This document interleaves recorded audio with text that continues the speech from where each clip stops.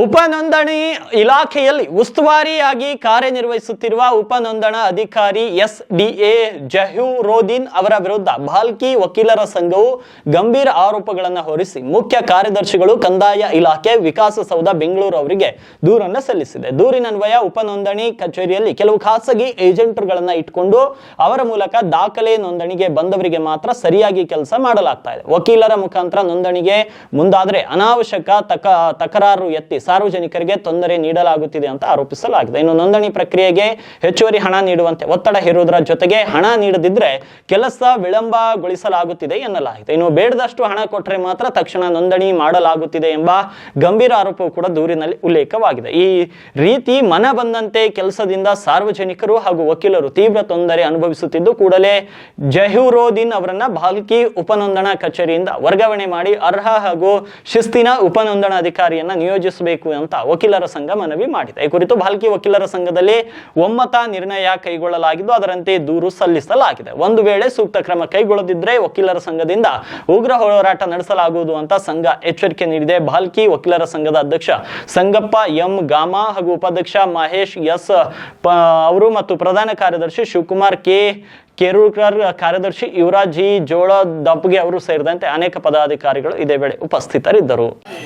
ಉಸ್ತುವಾರಿಯಾಗಿ ಕಾರ್ಯನಿರ್ವಹಿಸುತ್ತಿರುವ ಉಪನೋಂದಣಿ ಅಧಿಕಾರಿ ಜಹೀರುದ್ದೀನ್ ಎಸ್.ಡಿ.ಎ. ಇವರು ವಿರುದ್ಧ ದೂರದ ಏನಂತಂದ್ರೆ ಅವರು ಹಣ ತಗೊಂಡೇ ಕೆಲಸ ಮಾಡ್ತಾ ಇದ್ದಾರೆ, ಈ ರೀತಿ ಕೆಲಸ ಮಾಡ್ತಾರೆ ಮತ್ತು ವಕೀಲರಿಗೆ ಲಂಚಕ್ಕೆ ಬೇಡಿಕೆ ಹೆಚ್ಚಿಗ್ತಾ ಇದ್ದಾರೆ. ವಾಣಿ ಬೇಗ ಅಂತ ಏನಾದರೂ ಹುಡುಕ್ತಾರ ಅವರು ಹೆಸರು ಏನಾದ್ರೆ ಸ್ವಲ್ಪ ಏನಾರ ಇದು ಕರೆಕ್ಷನ್ ಅಂತ ಇಷ್ಟು ರೊಕ್ಕ ಕೊಡ್ರಿ ನಾನು ಮಾಡ್ತೀನಿ, ಲಕ್ಷಗಟ್ಟಲೆ ದಿನ ವಸೂಲಿ ಮಾಡಿ ಲಂಚವನ್ನು ಕೇಳ್ತಾ ಇದ್ದಾರೆ, ಮನೆ ಹೋಗ್ತಾ ಇದ್ದಾರೆ. ಅದ್ರ ಸಲುವಾಗಿ ಅವ್ರ ವಿರುದ್ಧ ಏನಂದ್ರೆ ನಾವು ಮುಖ್ಯ ಕಾರ್ಯದರ್ಶಿಗಳು ಕರ್ನಾಟಕ ಸರ್ಕಾರ ಅವರು ಕೊಡ್ತಾ ಇದ್ದೀವಿ ಮತ್ತು ಕಂದಾಯ ಸಚಿವರಾದಂಥ ಗೌರವಾನ್ವಿತ ಶ್ರೀ ಕೃಷ್ಣ ಬೈರೇಗೌಡ ಅವರಿಗೆ ಕೊಡ್ತಾ ಇದ್ದೀವಿ ಮತ್ತು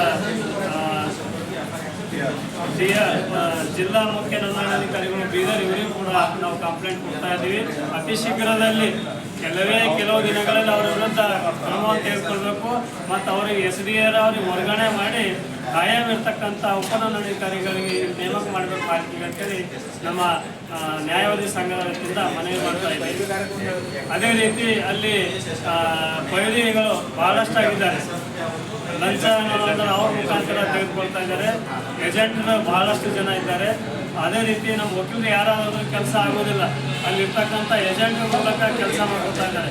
ಉದಾಹರಣೆಗೆ ನಮ್ಮ ಶಿವಕುಮಾರ್ ಸ್ವಾಮಿ ಅವರು ಒಂದು ಕೆಲಸ ಹೋಗಿದ್ರು, ಅವ್ರದ್ದು ಮಾಡಲ್ಲ ಅಂತ ಹೇಳೋರು ಅವರು ಏಜೆಂಟ್ ಮುಖಾಂತರ ಕ್ಲೈಂಟ್ ಮಾಡ್ಕೊಂಡ್ರೆ ಲಕ್ಷ ರೂಪಾಯಿ ತಗೊಂಡವ್ರು ಕೆಲಸ ಮಾಡಿದ್ದಾರೆ. ಈ ರೀತಿ ಅತಿ ಭ್ರಷ್ಟ ಅಧಿಕಾರಿ ಯಾರಂತಂದ್ರೆ ಇಲ್ಲಿ ಉಪನೋಂದಣಾಧಿಕಾರಿ ಆದೇಶ ಆಗಿದೆ. ಅದ್ರ ಸಲುವಾಗಿ ಅವ್ರ ವಿರುದ್ಧ ಕ್ರಮ ತೆಗೆದುಕೊಳ್ಬೇಕು. ಒಂದು ವೇಳೆ ಕ್ರಮ ತೆಗೆದುಕೊಳ್ಳಿದಾಗ ಉಗ್ರ ರೂಪ ತಾಳ್ತಾ ಇದೆ. ನಮ್ಮ ವಕೀಲ ಸಂಘ ವಕೀಲರ ಮುಖಾಂತರ ಉಗ್ರ ಹೋರಾಟವನ್ನು ಮಾಡ್ತೀವಿ ಅಂತ ಹೇಳಿ ನಾವು ಹೇಳ್ತಾ ಇದ್ದೀವಿ.